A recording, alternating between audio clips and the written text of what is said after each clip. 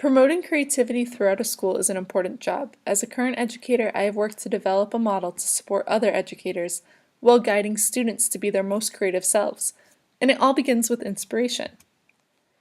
When thinking about developing a model to promote creativity, imagination, and innovation, I decided the first step is to promote creativity from the top down. Administrators and teachers need to give others permission to embrace creativity and to try new things. This gives teachers the ability to implement more creativity into their lessons and will give students more opportunities to express and develop their creativity. According to Sir Ken Robinson, creativity can be developed through practice. I love this quote because to me it says that our job is to get our children ready for the workforce, ready for the world out in front of them, no matter what they want to be. So how do we do that? How do we foster the creativity they're going to need? Let's look at the workspace that we provide. Teachers and administrators can promote creativity by designing environments for creative learning, implementing flexible seating options, utilizing visuals and color throughout the space, and providing students and staff with a place to reflect. By developing a space with more flexibility, students are more likely to feel comfortable taking risks with their ideas. Classroom culture also plays a big part in this. Developing a positive classroom culture is essential in promoting creativity. By addressing students' basic needs, building their self-esteem, and modeling creativity in your teaching, students will gain a feeling of being safe, and again, will take more risks, which is how they'll learn to solve problems and be creative. Although there's many different strategies to promote creativity, 3 have been proven to be greatly effective, and these are the 3 that I chose: providing choices, utilizing questions effectively, and providing creative opportunities. Let's look at choice in the classroom. Choice in the classroom comes in many different forms. This may look like students having options of how to present their thinking, choosing their own topics of study, or choosing the order in which they learn. Choice empowers students to engage more thoroughly with their learning, but also allows them to be more creative in the way they solve problems and develop ideas. Quality questions can increase the level of student learning and the level of their creativity.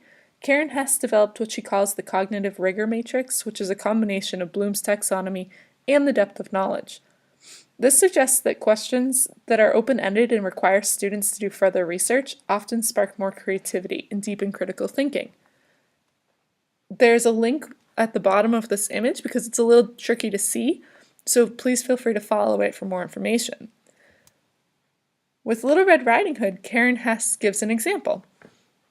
Some of the lower level thinking questions are questions you can find inside the book. You don't need to look outside the book or have much background knowledge.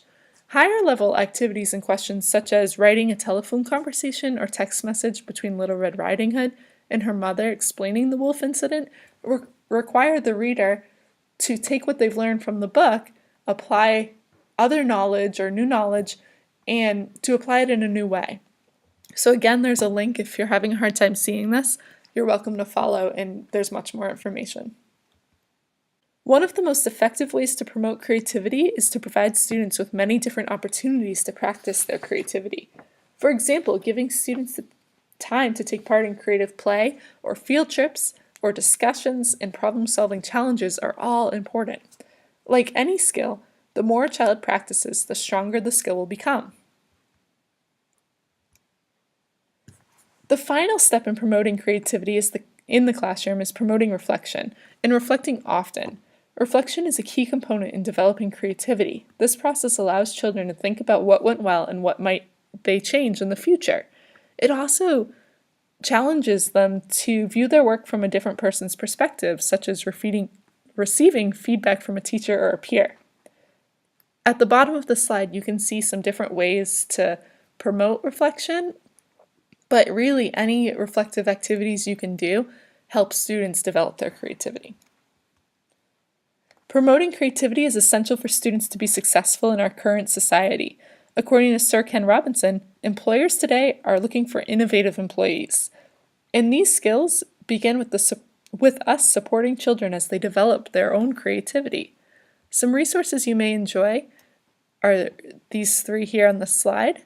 Thank you for listening, and I hope you've learned something.